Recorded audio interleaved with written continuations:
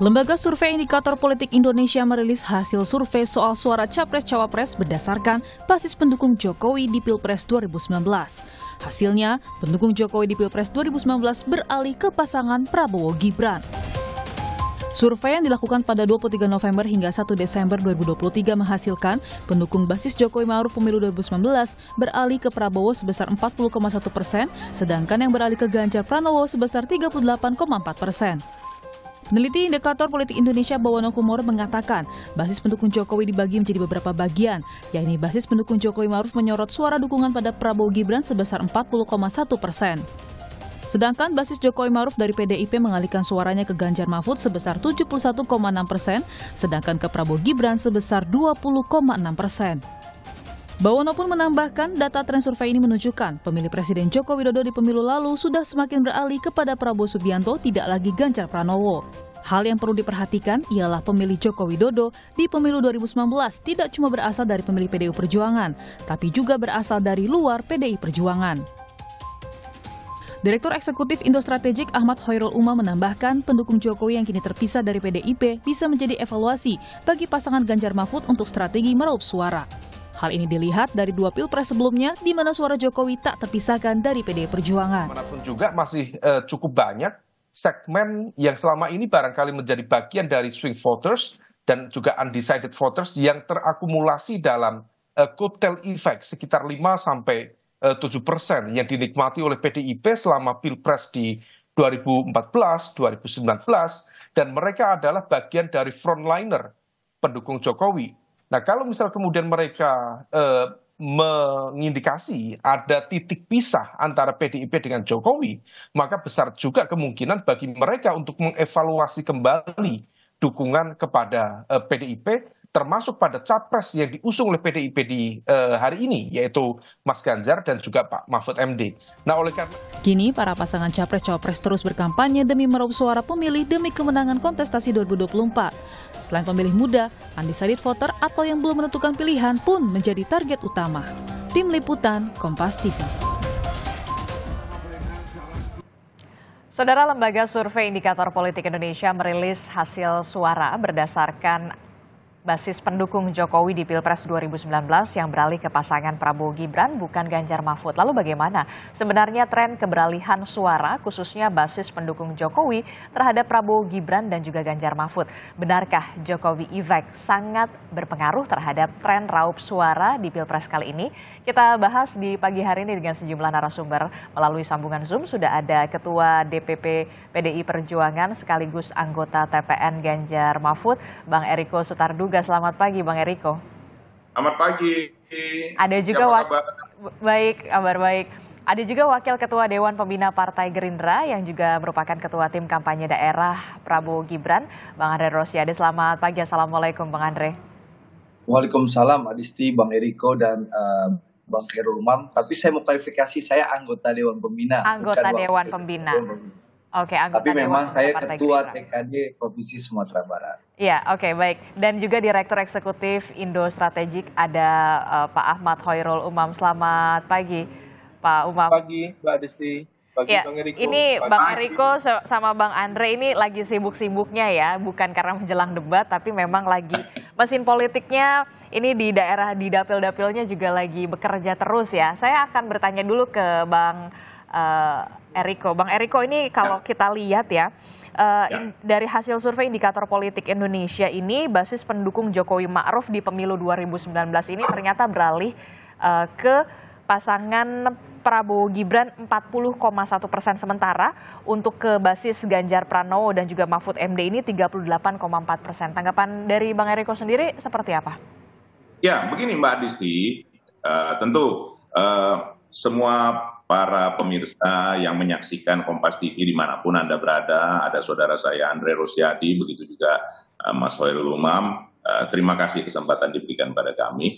Ini saya harus menyampaikan secara apa adanya, memang betul situasi-situasi pada saat transisi antara, katakan pada saat waktu dideklarasikannya para pasangan ini, tentu kan sikap dari Bapak Presiden Joko Widodo ini menjadi sesuatu yang dipertanyakan, dan inilah yang terlihat pada saat disurvei ini. Itu secara jujur saya sampaikan, paling tidak memang kami memahami hal ini memang terjadi. Nah, ini memang proses yang sudah kami perkirakan. Kalau kita melihat secara jernih ke depan ini, memang tidak ada pilihan lain dari kami selain memang melakukan kampanye yang disebut dengan door to door, menyampaikan langsung kepada masyarakat. Dan saat ini memang sudah dimulai, kan kebetulan kampanye sendiri berlangsung mulai tanggal 28 November. Dan sekaranglah saat mulai betul-betul seluruh kekuatan baik melalui para calon legislatif maupun juga struktural dan kader kami turun door to door, rumah ke rumah. Memang harus jujur saya sampaikan, ini efeknya tentu tidak bisa diselesaikan pada saat ini juga. Ini perlu waktu. Dan kalau kami melihat di dalam 2 bulan ke depan ini kita juga melihat secara jernih bisa ini kita lakukan. Dan paling tidak ya hasil survei itu tadi sendiri bahwa ini akan ada putaran kedua. Kita juga harus melihat dengan jernih. Karena apapun juga kan namanya perubahan itu kan dilakukan ataupun katakan pemilih-pemilih itu untuk menentukannya kan bergesernya itu kan harus ada tahapan-tahapannya. Dan ini waktu yang diperkirakan 2 bulan ini cukup. Memang kita sudah memperkirakan dan pada waktu 2 hari yang lalu kami juga melakukan rapat koordinasi yang dipimpin langsung oleh Ketua Umum, itu langsung meminta dan sudah menduga hal ini ya. Sekali lagi Mbak Adis, nanti jangan dikira karena nama saya Riko Sutarduga suka menduga-duga, tidak. Tapi memang sudah diduga begitu ya Bung Andre. Oke, jadi sudah diduga ya. Ya. Nah, jadi setiap caleg bertanggung jawab terhadap dapil. Ya, dan ini menggerakkan seluruh mesin partai bersama para relawan untuk langsung door to door, untuk langsung kampanye rumah ke rumah. Seperti itu yang kita lakukan, Pak Adis. Oke, mesin partai lagi bekerja dengan sangat giat dan juga sangat kencang, dan juga tadi kampanye secara door to door masih ada waktu sekitar 2 bulan lagi ya Bang Eriko. 2 bulan, iya betul. Ya, kalau menurut Bang Eriko, seberapa signifikankah kemudian pengaruh terhadap suara Ganjar Mahfud dari pendukung Jokowi ini? Ya, sebenarnya simpel saja Mbak Adisti, kami akan memperkuat, kan kalau kita hitung secara hitung-hitungan dari hasil survei, itu kekuatan dari partai, dari kami, dari PDI Perjuangan, P3, Perindo, dan Hanura itu kurang lebih di angka 30%, kan begitu, 30% lebih sedikit. Nah ini yang dengan relawan kami akan memperkuat ini. Kenapa? Paling tidak nanti pengkerucutan ini sendiri bisa nanti untuk kita masuk di dalam putaran kedua. Kita juga harus realistis dalam hal itu. Sekali lagi kami berjuang untuk 1 putaran, tetapi kita juga realistis untuk masuk pada 2 putaran.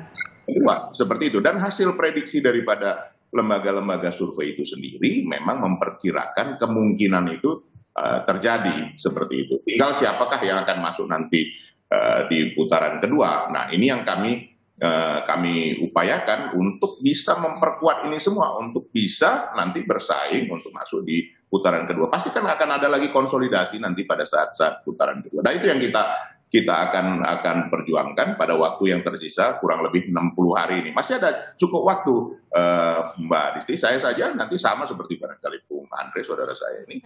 Ya, sini kita memang ini karena diwawancarai oleh Kompas TV. Kalau tidak, kita sudah turun ke lapangan.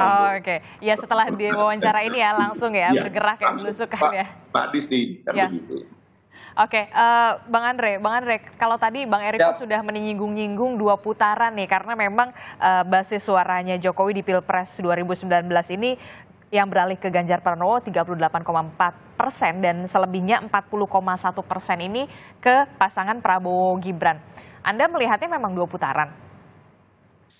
Mbak Adisti, Bang Eriko, dan Mas Khairul Umam, ya. Pertama tentu kami bersyukur ya bahwa strategi dan kerja politik yang dilakukan Koalisi Indonesia Maju ini on the track ya. Bahwasannya politik riang dan gembira, politik santun dan santuy yang mengedepankan gagasan tanpa perlu menyerang kandidat siapapun, itu ternyata diterima oleh masyarakat. Masyarakat sudah jenuh dengan saling serang, masyarakat hanya ingin politik yang riang dan gembira, politik yang santun, dan politik yang santuy. Itu yang diinginkan Pak Prabowo dan itu diterima oleh masyarakat. Dan alhamdulillah ya, pemilih Pak Prabowo terus tumbuh dan berkembang.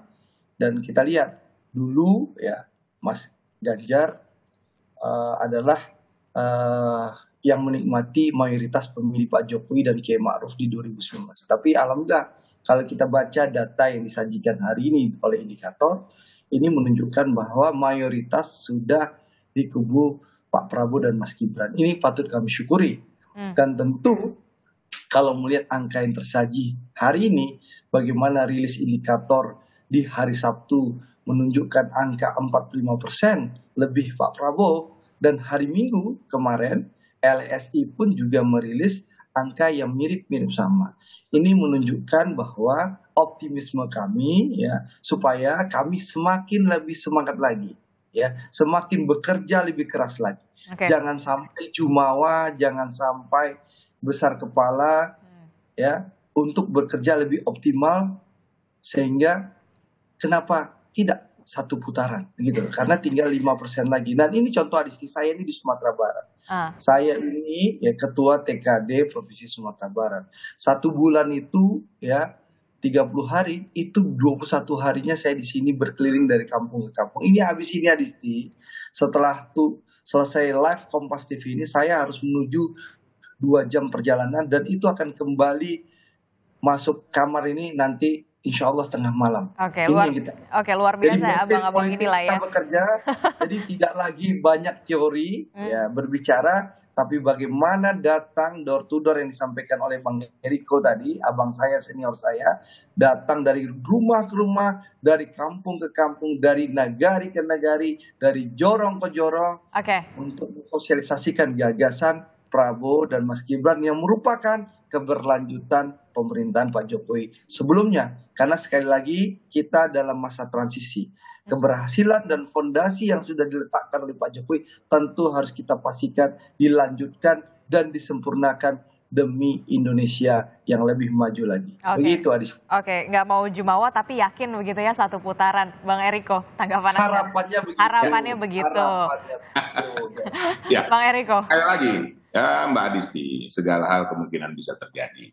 Ya, saya cuma mau menyampaikan, Bung Andre menyampaikan, sebenarnya kalau mau dilihat secara jujur, yang sebenarnya sesuai dengan harapan Bapak Presiden Joko Widodo itu siapa? Kan begitu kan?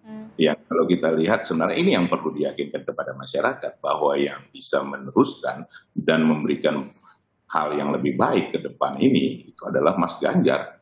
Karena kenapa? Kalau kita lihat secara ini, apa yang dipersepsikan itu semua sudah sesuai dengan Mas Ganjar dan juga Profesor Mahfud. Begitu juga dari segi pengalaman-pengalaman yang sudah dijalankan, kan persis sekali sebenarnya kalau dilihat seperti Pak Jokowi dari wali kota jadi gubernur, kemudian menjadi calon presiden yang dicalonkan oleh PDI Perjuangan.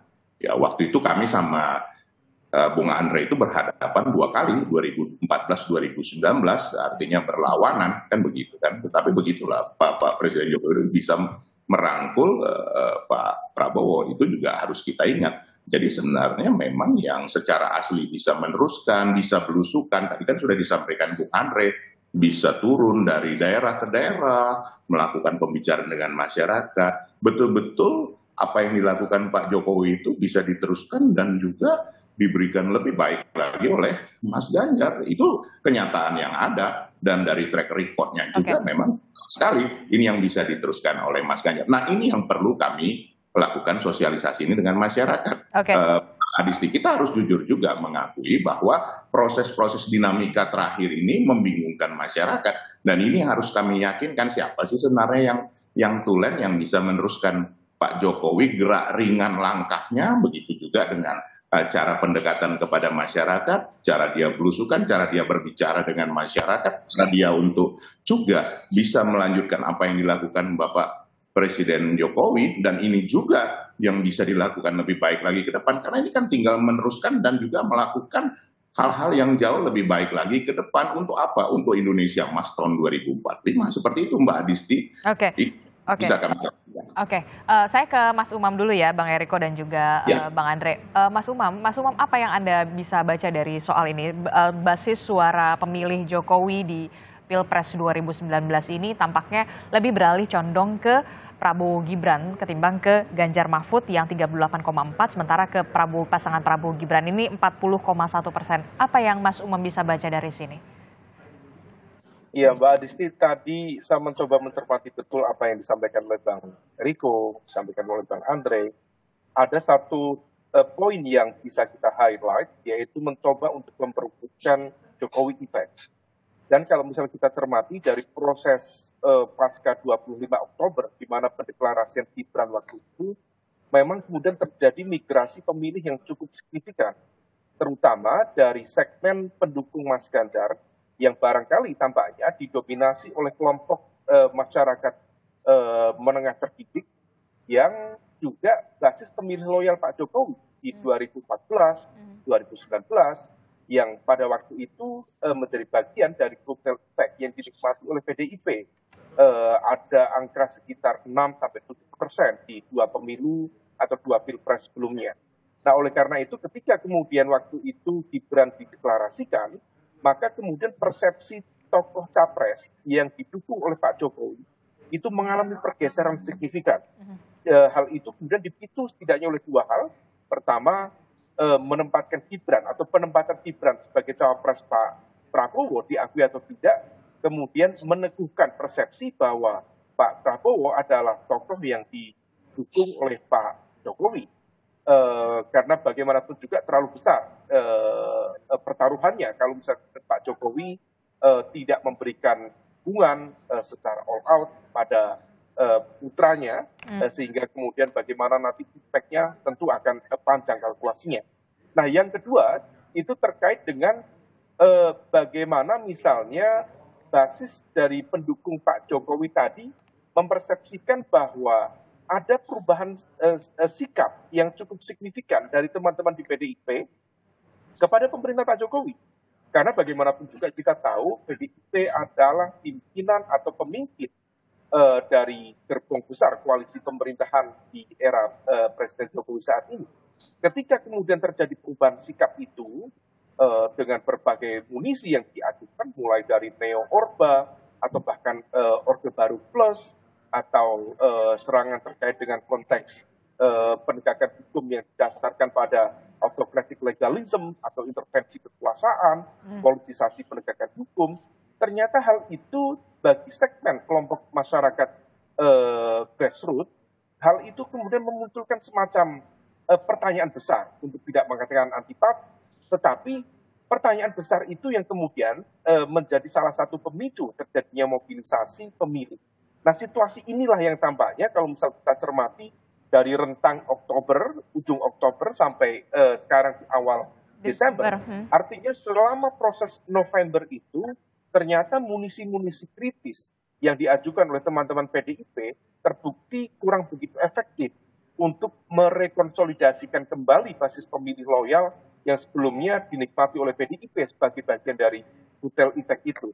Nah, itulah yang kemudian kita bisa memahami, kita bisa mencerna mengapa kemudian pendekatan dari teman-teman PDIP, termasuk kemarin statement dari Pak Sekjen, Mas Hasto, mencoba untuk merangkul kembali, di mana kemudian statement di mana Pak Prabowo tidak bisa belusukan, yang bisa belusukan itu adalah mereka yang dari gen politik PDIP. Sebenarnya ini adalah sebuah upaya ikhtiar politik untuk mencari titik pisah dan juga untuk menarik titik pisah antara Pak Prabowo dengan Pak Jokowi. Dan kemudian ada upaya untuk menggeser kembali bagaimana repositioning PDIP agar menjadi identik kembali dengan tokoh Jokowi. Nah, situasi ini yang tampaknya kemudian diakui atau tidak menciptakan semacam dilema di internal atau lingkup tim dari Ganjar Mahfud, yang kalau misal kemudian tidak diantisipasi tentu akan memunculkan efek lanjutan, karena dilema kegamangan ini berpotensi kemudian ditangkap sebagai sebuah bentuk ketidakpastian, uncertainty. Nah, karena bagaimanapun juga ada sebuah perubahan dan perubahan itu harus dijelaskan. Bagaimana kemarin pasca 25 Oktober yang lalu, sikap tegas, sikap keras, sikap kritis yang disampaikan oleh PDIP itu seolah kemudian bahkan lebih perubahan dibanding koalisi perubahan itu sendiri. Nah, ini kemudian memunculkan pertanyaan banyak. Bagaimana PDIP ke depan? Dan sekarang upaya itu dilakukan untuk menggeser lagi. Seberapa efektif tentu harus kita ukur praktis di akhir Desember yang akan datang. Oke. Bang Eriko, sependapatkah Anda dengan Mas Umam yang dikatakan Mas Umam? Ya, begini Mbak Adisti, apa yang dikatakan Mas Umam itu tentu otokritik itu kan harus kami terima. Saya dapat memahami dan menerima apa masukan Mas Hoirul Umam. Justru karena itulah Mbak Adisti, ada hal-hal yang ya saya harus sampaikan secara jujur apa adanya. Apapun pemirsa Kompas TV dapat melihat nih. Kita ini kan bersama-sama dengan Bapak Presiden Joko Widodo mulai dari awal, mulai dari tahun 2002, 2003, beliau menjadi wali kota di 2004 kalau saya tidak salah. Kemudian bersama-sama menjadi gubernur, kemudian menjadi presiden yang pada saat itu kami berseberangan berlawanan dengan adinda saya Andre Rosiadi, begitu ketatnya, begitu kencangnya, begitu kerasnya, boleh ditanyakan sama Andre bagaimana 2014-2019. Nah, ini pada saat perubahan dinamika ini terjadi, memang pasti ada apa? Ada hal-hal yang membuat kita juga berdinamika. Dan ini kami sadari betul. Nah, untuk itu kita tidak boleh melupakan bahwa citra realita yang ada, Pak Jokowi itu adalah bagian dari PDI Perjuangan, adalah bersama-sama PDI Perjuangan. PDI Perjuangan adalah Bapak Presiden Joko Widodo. Nah, ini yang kemarin dalam situasi dinamika yang disampaikan Mas Hoirul itu terjadi. Nah, ini ke depan ini tidak boleh. Ke depan ini bahwa kita memang meneruskan apa yang dilakukan oleh Bapak Presiden Joko Widodo dan melakukan hal yang lebih baik lagi, dan itu juga harapan dari beliau, kan itu sebenarnya yang terjadi. Tapi kalau katanya Mas Umam katanya kritikan dari PDIP ini bahkan lebih lebih kritis dibandingkan dengan Koalisi Perubahan. Itu yang saya sampaikan tadi di dalam hal dinamika ini pasti. PDI Perjuangan ini tanya Bung Andre, kami ini biasa menjadi oposisi, Mbak Adisti.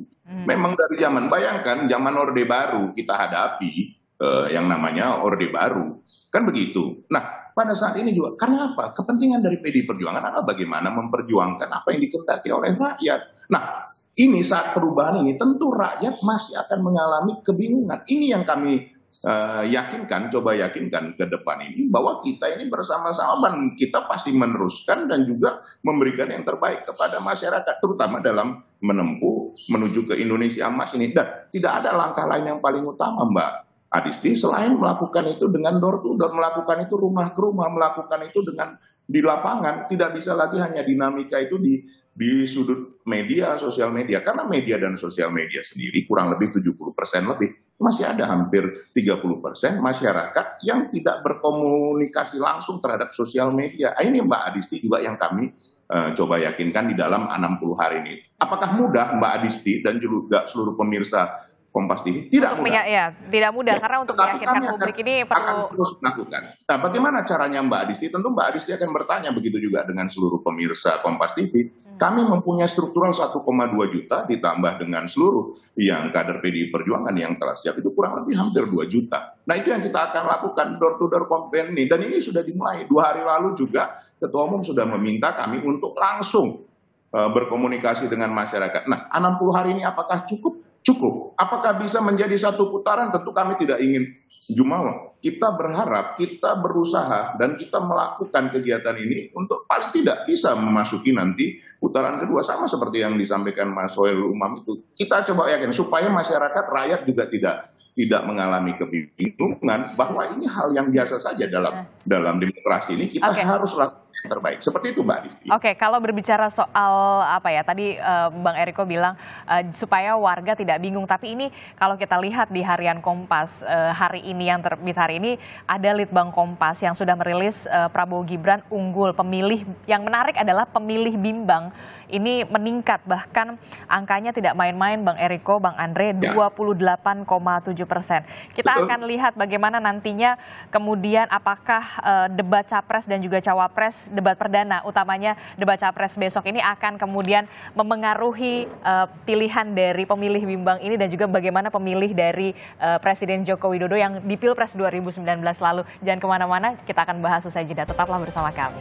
Terima kasih Anda masih bersama kami di Sapa Indonesia Pagi. Saudara, kita masih meneruskan dialog kita di Sapa Indonesia Pagi bersama Bang Eriko Surtadurga dari PDI Perjuangan dan juga ada Bang Andre Rosiade dari Partai Gerindra dan juga ada Mas Hoirul Umam. Ini menarik ya, setelah tadi kita melihat bagaimana kemudian migrasi basis suara pemilih Jokowi di 2019 40,1% ternyata ke pasangan Prabowo Gibran.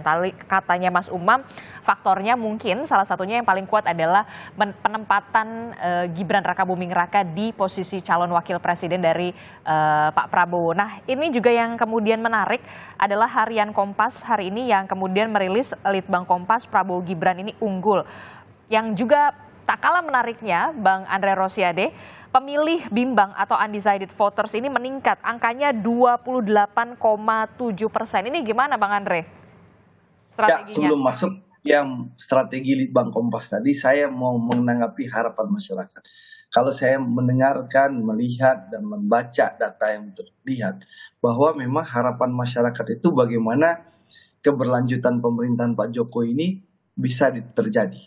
Dan itu disadari oleh Bang Eriko. Bahwa Bang Eriko dan teman-teman PDI Perjuangan serta pendukung Mas Ganjar yang dulu di bulan akhir Oktober sampai awal Desember terkesan mengagendakan perubahan, sekarang sudah insaf dan sadar diri bahwa harapan masyarakat itu ternyata adalah keberlanjutan Pak Jokowi. Nah, disinilah kenapa Pak Prabowo unggul dibandingkan yang lain. Karena Pak Prabowo dengan Mas Gibran konsisten, ya, tidak berubah, konsisten, tidak bergeser, bahwa kami berkomitmen melanjutkan pemerintahan Pak Jokowi yang sudah berhasil ini. Berbeda dengan pasangan Mas Ganjar dengan Pak Mahfud, yang hari ini mungkin bilangnya akan lanjutkan, besok berubah, lagi akan seakan-akan perubahan, bahkan seakan-akan, mohon maaf ya, terkesan memukul dan memusuhi Pak Jokowi. Itu yang terjadi dan itulah respon masyarakat, ya, dengan hasil survei menunjukkan bahwa mayoritas pemilih Pak Jokowi itu bergeser kepada Pak Prabowo dan Mas Gibran yang dianggap pertama lebih mampu dan bisa merepresentasikan Pak Jokowi, yang kedua lebih berkomitmen memastikan keberlanjutan, yang ketiga tentu konsisten dengan komitmen ini gitu lah. Nah, sehingga harapan itu bergeserlah ke Pak Prabowo dan Mas Gibran. Ini disadari oleh Bang Eriko sehingga beliau insaf bersama teman-temannya, sehingga sekarang konsisten lagi untuk melaksanakan keberlanjutan. Tentu kita syukuri bahwa ada komitmen dari Pak Prabowo dan juga Mas Ganjar ingin melanjutkan keberhasilan Pak Jokowi. Nah, itu satu. Yang kedua, ya soal Litbang Kompas tadi, tentu kita melihat waktu masih ada 2 bulan. Ini PR kami, ya, kayak PR seluruh kubu untuk lebih meyakinkan masyarakat. Para tim sukses tentu akan lebih ekstra untuk datang ke dapil, datang ke masyarakat, meyakinkan bahwa ini loh program gagasan Pak Prabowo dan Mas Gibran, bahwa menjawab solusi dari kebutuhan masyarakat, bahwa Pak Prabowo dan Mas Gibran akan memastikan keberhasilan Pak Jokowi dilanjutkan, dan juga yang masih kurang sempurna tentu akan kita sempurnakan. Yang belum terlalu cepat kita akan speed up untuk lebih cepat lagi pembangunannya. Itu yang akan kita lakukan door to door, dari rumah ke rumah, dan bekerja lebih keras lagi. Tapi jelas dari survei ini kita melihat bahwa mayoritas rakyat Indonesia puas dengan kinerja Pak Jokowi dan mayoritas masyarakat Indonesia menginginkan keberlanjutan pemerintahan Pak Jokowi. Dan mayoritas masyarakat Indonesia menginginkan Pak Prabowo dan Mas Gibran melanjutkan keberhasilan yang sudah dirintis dan diletakkan fondasinya oleh Pak Jokowi. Dan mayoritas rakyat Indonesia menginginkan dengan angka 45 ini, insya Allah mudah-mudahan kita bisa menciptakan pemilu riang dan gembira, santun dan santuy, tentu dengan satu putaran. Insya Allah. Mohon doa dan dukungannya. Oke ya, Bang Eriko gimana nih kalau kata Bang Andre, katanya yang konsisten cuma Prabowo Gibran, kalau pasangan Ganjar Mahfud kalau katanya agak kurang konsisten, kadang nyerang, kemudian bukan katanya, ini kan rekam jejak digitalnya ada. Iya, nah makanya Bang Eriko gimana nih Bang Eriko? Apalagi kalau kita melihat pernyataan Sekjen PDI Mas Hasto. Bang Eriko. Ya, sekarang begini Mbak Disti, ini giliran saya ya Bung Andre. Ya, silakan Bang Eriko. Kalau dari jejak digital, apakah dulu Prabowo itu Jokowi? Saya tanya kepada Mbak Adisti, kepada seluruh pemirsa. Apakah Prabowo itu bisa jadi replikasi Jokowi? Tidak bisa. Karena kenapa? 2 kali bertempur dengan Pak Jokowi. Dan itu hal yang sangat prinsipil, sangat berbeda. Tetapi itulah kebesaran hati Pak Jokowi. Mengajak Pak Prabowo untuk bersama-sama. Yang dilala diterima. Kan itu kita lihat kenyataan yang ada. Sekarang saya tanya, Pak Jokowi suka belusukan nggak? Pekerjaannya cepat nggak? Apakah sesuai dengan Pak Prabowo? Nah ini kan karena Bung Andre sudah menyampaikan tadi. Wah ya, pribadi yang sangat jauh berbeda. Nah ini yang kita mau sadarkan. Saya harus jujur menyampaikan. Inilah yang memerlukan waktu untuk menyadari. Apakah 40%? Nah, survei Litbang Kompas nggak sampai ya Bung Andre. Itu yang kita harus yakini 38%. Nah, apakah itu sudah cukup untuk satu putaran? Apakah dalam 2 bulan ini kemudian 38 menjadi 51%? Siapa yang bisa menyampaikan itu? Siapa yang bisa meyakini hal itu? Nah ini yang kami harus sadarkan ulang. Kami tentu harus merubah diri bahwa Pak Jokowi itu adalah bagian dari kami dan bahwa kami yang bersama-sama selama ini kurang lebih 20 tahun. Apakah Pak Prabowo bisa menjadi replikasi itu? Apakah Pak Prabowo bisa belusukan seperti Pak Jokowi? Apakah Pak Prabowo bisa secepat Pak Jokowi? Itu kenyataan yang ada lihat di dalam track recordnya, di dalam apa yang sudah dilakukan. Itu hal yang berbeda, tidak sama. Nah ini yang kami coba yakinkan kepada masyarakat yang tentu ada kebingungan, ada kebimbangan seperti apa, siapa sih sebenarnya yang layak untuk meneruskan seperti Pak Jokowi. Nah ini juga penting sekali Mbak Adisti diyakinkan kepada masyarakat. Yang bisa meneruskan itu adalah orang yang memang setipikal, yang memang mempunyai karakter yang kurang lebih sama, yang memang berasal dari partai yang sama, yang sudah memberikan kesempatan dan sudah teruji. Nah ini yang perlu waktu, jujur saya sampaikan perlu waktu. Tentu kami setuju dengan apa yang disampaikan Mas Khairul Umam, kami harus meredefinisi hal ini. Bahwa kita meneruskan sudah pasti, karena kenapa? Orang memang asalnya dari PDI Perjuangan, kok bukan asalnya dari Gerindra, bukan asalnya dari Pak Prabowo, itu jelas kreditornya. Nah bagaimana cara meneruskannya? Kami sudah paham hal ini, karena selama ini bersama-sama seperti itu. Nah inilah yang harus diyakinkan kepada masyarakat. Caranya bagaimana Mbak Adisti? Ini melalui Kompas TV. Tapi apakah itu cukup? Apakah cukup melalui media? Ini yang harus kita sampaikan secara langsung di tengah masyarakat. Bahwa Prabowo bukan Jokowi. Itu berbeda, itu sudah pasti.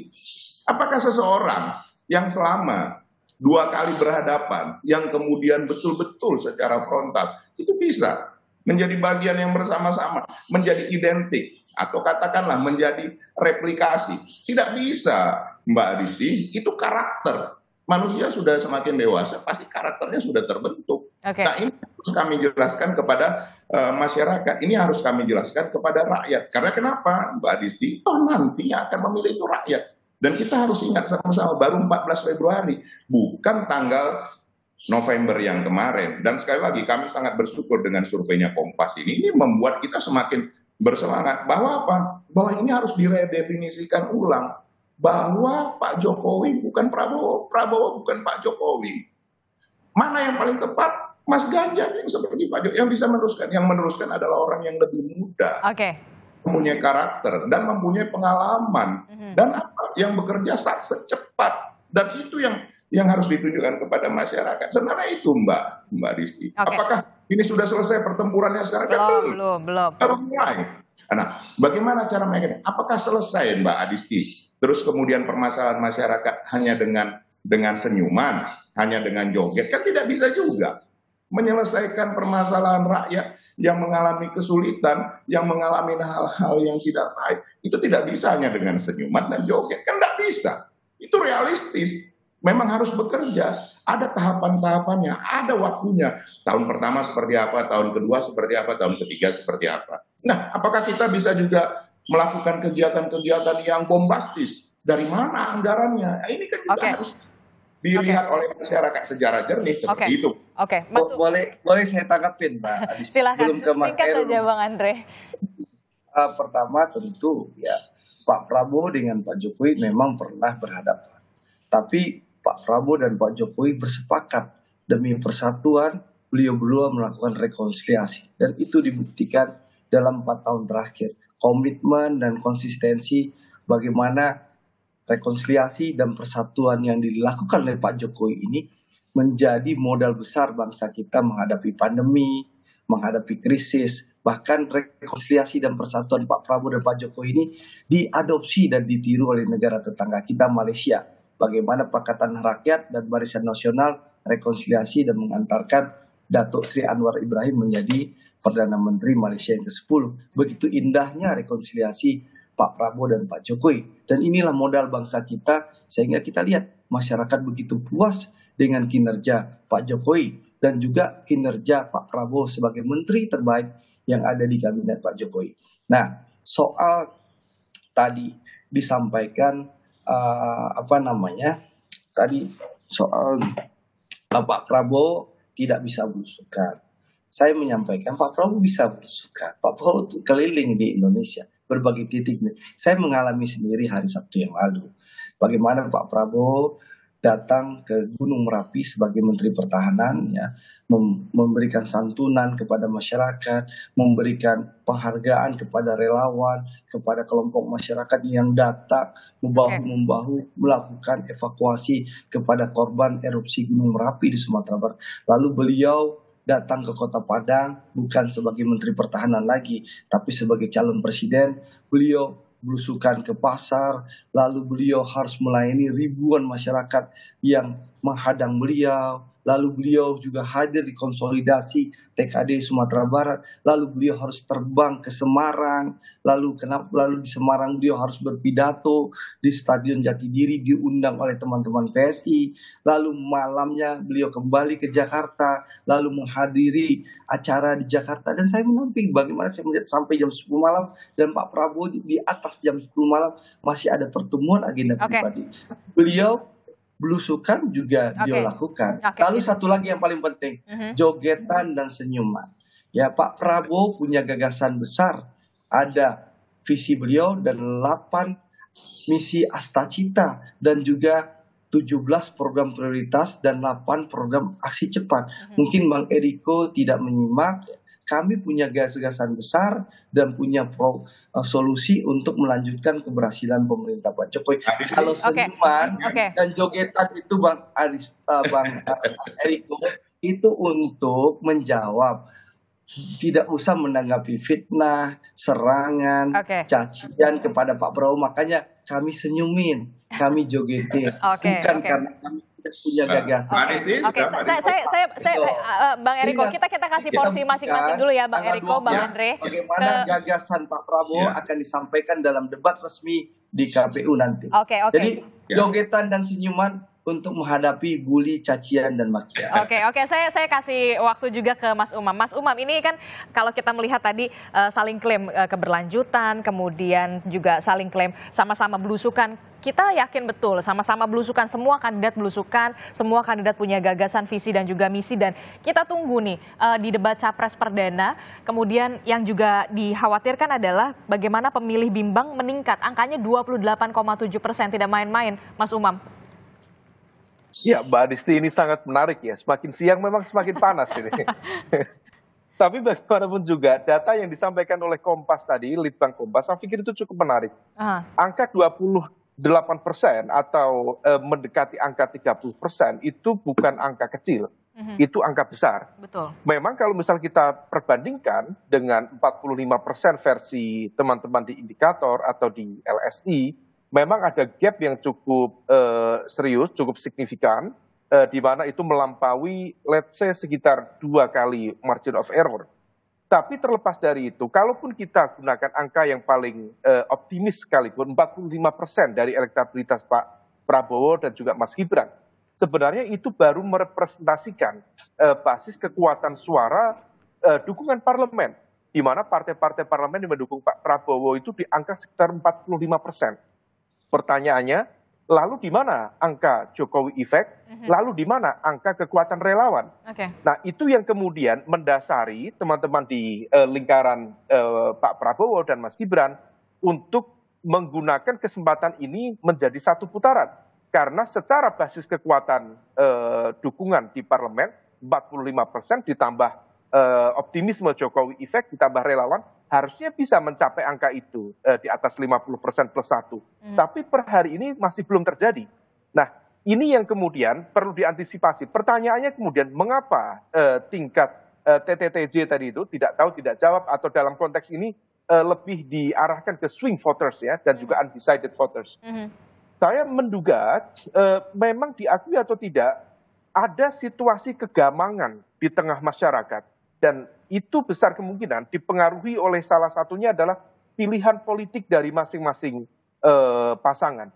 Diakui atau tidak, pilihan Pak Prabowo untuk memilih Mas Gibran juga memiliki risiko, memiliki konsekuensi, di mana kemudian narasi-narasi politik dinasti, kemudian narasi autocratic legalism, intervensi kekuasaan, hal itu betul-betul memberikan impact yang signifikan kepada masyarakat kelas menengah terdidik kita, termasuk di kalangan masyarakat sipil yang memberikan statementnya secara clear menolak narasi-narasi itu. Nah, hal ini yang kemudian membuat semacam antipati atau semacam kegamangan ya di kalangan pemilih, yang kemudian di saat yang sama mereka tidak memiliki pilihan alternatif lain. Nah, kalau misal kita cermati, mengapa kemudian situasi yang sama hampir mirip ya dialami misalnya di kubu Anies Muhaimin, Mas Anies dan juga Cak Imin, kenapa di angka yang diajukan oleh teman-teman di Litbang Kompas tadi mengalami penurunan cukup terlihat gitu. Nah, salah satunya adalah ketika narasi perubahan yang cukup reasonable, cukup make sense diajukan oleh Mas Anies, itu ternyata diakui atau tidak kurang sesuai dengan gen politik yang dimiliki oleh basis pemilih loyal Anies Muhaimin.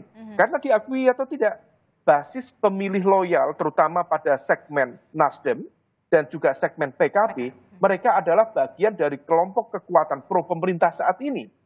9 tahun mereka berada di pemerintahan, dan ketika kemudian diajukan narasi perubahan, narasi kritis, praktis yang menikmati itu adalah PKS. Karena PKS betul-betul kemudian mendapatkan porsi yang luar biasa. Hal itu terkonfirmasi kemarin ketika kemudian bicara tentang IKN, yang terdepan untuk bicara tentang kritik terhadap IKN, PKS. Kemudian konteks neo-developmentalism yang dianggap bias kepentingan oligark, itu adalah PKS. Nah, situasi ini yang tampaknya harus diantisipasi. Optimisme satu putaran tentu penting, tetapi pada saat yang sama, kalau misal kita cermati, ada 3 komposisi capres-cawapres. Pak Prabowo, Gibran, let's say 40%. Kita ambil angka tengahnya, 40%. Kalau misal kemudian bisa mengonsolidasikan basis kekuatan yang tadi kategorinya undecided atau swing voters, barangkali bisa menjadi optimisme untuk satu putaran. Tetapi ada satu syarat lagi untuk bisa menjadi satu putaran. Ada satu capres-cawapres, salah satu paslon, yang harus bisa ditekan basis kekuatan pemilih loyalnya, sehingga kemudian dia berada di angka di bawah 20%. Kalau itu bisa ditekan dengan narasi, tentu bukan dengan cara-cara yang tidak demokratis ya, tetapi dengan narasi, dengan argumen, dengan judgement yang cukup memadai, kalau misal itu bisa dilakukan, maka proses migrasi itu memungkinkan terjadi. Tapi kalau misal tidak, rasanya satu putaran agak sulit untuk dibayangkan. Most likely 2 putaran. Oke, terakhir Mas Umam, singkat saja, apakah bisa berefek ini kalau kita lihat angka-angka ini, elektabilitas pasangan capres dan juga cawapres ini, kan kita lihat ini sebelum debat capres perdana, tapi kita lihat nanti besok di debat capres perdana, tanggal 12 Desember 2023, apakah akan ada pergerakan yang cukup signifikan ataukah seperti apa? Kalau kita nanti melihat argumen-argumen tarung gagasan yang akan diutarakan oleh masing-masing capres, ini yang pasti ya bakal ditunggu sekali banyak pemilih, terutama mungkin bisa dikatakan swing voters atau pemilih bimbang. Ya, Mbak Adisti, memang semuanya akan bergantung pada performa dari masing-masing pasangan capres-cawapres. Tetapi diakui atau tidak bahwa debat pilpres itu memiliki dampak strategis yang bisa menggeser basis pemilih dalam konteks dukungan di lapangan. Signifikan atau tidak? Tergantung. Kalau misal ada kekalahan telak dari salah satu paslon, hal itu akan memberikan impact signifikan. Karena bagaimanapun juga ini adalah bagian dari operasi serangan udara yang memiliki impact serius kepada operasi serangan darat yang dilakukan oleh Bang Eriko, dilakukan Bang Andre, melakukan door-to-door canvassing. Tapi kalau misal terjadi kesalahan cukup fundamental di dalam basis argumen yang nanti diajukan dalam debat Pilpres, hal itu akan menjadi munisi yang sangat efektif untuk mendelegitimasi kredibilitas dari pasangan capres-cawapres tertentu. Maka di sini sebenarnya masing-masing tim capres-cawapres harus betul-betul disiplin. Basis argumen harus clear, tetapi disiplin dalam berargumen tidak kalah penting. Sekali terjadi kesalahan, itu adalah munisi besar untuk menghantamnya. Dan satu kali lagi, Mbak Adisti, kalau kita belajar dari apa yang terjadi di Pilpres 2004 ketika Pak SBY menghadapi Bu Mega, atau di Pilpres 2014 ketika Pak Jokowi menghadapi Pak Prabowo, pada momentum itu sebagai challenger dari kekuatan incumbent, ketika proses debat Pilpres terbukti mereka mampu memenangkan, disitulah terjadi crossing elektabilitas. Nah, crossing elektabilitas itulah yang kemudian mengkonfirmasi begitu efektifnya proses debat capres-cawapres ini, meskipun dalam konteks tertentu ini hanya bualan dalam tanda kutip, obral janji dalam tanda kutip, tetapi dalam konteks ini diakui atau tidak secara elektoral dia akan memberikan impact cukup signifikan, bergantung pada level dan kualitas performa masing-masing. Oke, kita akan tunggu bagaimana. Singkat saja Mbak Adisti. Singkat saja waktunya Bang Eriko. Singkat saja ya Mbak Adisti bahwa memang nanti ini debat ini sangat penting. Apapun dilihat kemampuan yang berdebat ini seperti apa, dan ini dilihat masyarakat. Itulah yang juga akan mengalihkan sebagian daripada nanti yang memahami media dan sosial media. Tapi sekali lagi saya mau ingatkan, Pak Prabowo bukan Pak Jokowi, bukan replikasi Pak Jokowi. Itu jelas. Nanti Bung Andre silakan menjelaskan juga bagaimana katakan kategori busukan yang di Sumbar kemarin dengan memakai helikopter, ya kita lihat saja. Jadi sekali lagi Pak Prabowo bukan Pak Jokowi. Itu hal yang sangat berbeda. Itu Bang yang Andre, Bang Andre silakan. Saya kasih penjelasan. Pertama, naik helikopter itu Pak Prabowo datang ke Sumatera Barat ada dua agenda ya.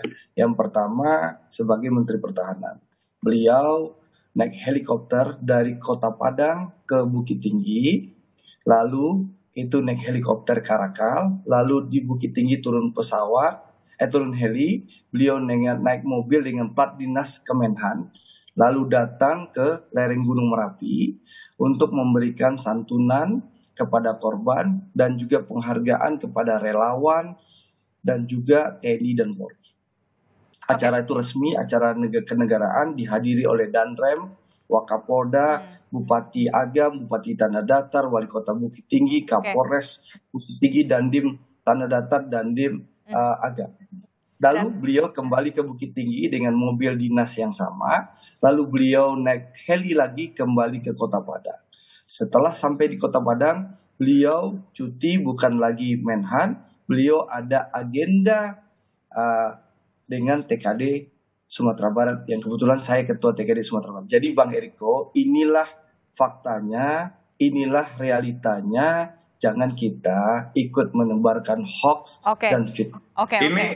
Supaya bisa clear juga ya. Kita waktunya terbatas ya Bang Eriko, Bang Andre. Yang pasti Pak Prabowo bukan Pak Jokowi mempergunakan baik. Itinerary perjalanan ini. Memang betul. Bang Andre, Bang Eriko. Pak Prabowo itu memang Pak Prabowo bukan Pak Jokowi. Bang Andre, Bang Eriko, waktu kita sangat terbatas. Kita akan tunggu bagaimana taruh gagasan di debat Capres di 12 Desember 2023. Terima kasih Bang Eriko, Bang Andre, Mas Lukman. Ini soal komitmen Bang Eriko. Baik, terima kasih. Assalamualaikum warahmatullahi wabarakatuh. Selamat berjuang.